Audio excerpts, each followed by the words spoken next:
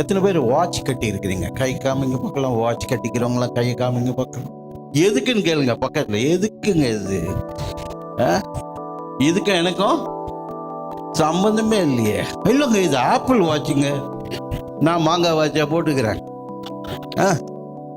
எந்த வாட்சை போட்டுக்கோங்க. இந்த வாட்ச்ன்ற வார்த்தை எங்கிருந்து வந்தது தெரியுமா? டைம் பார்க்கறதுக்கு கிடையாது வாட்ச்.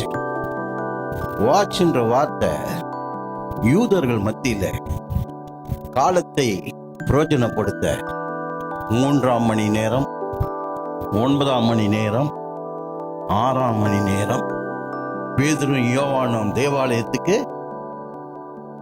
ஆக்சுவலா வாட்ச் எதுக்கு தெரியுமா?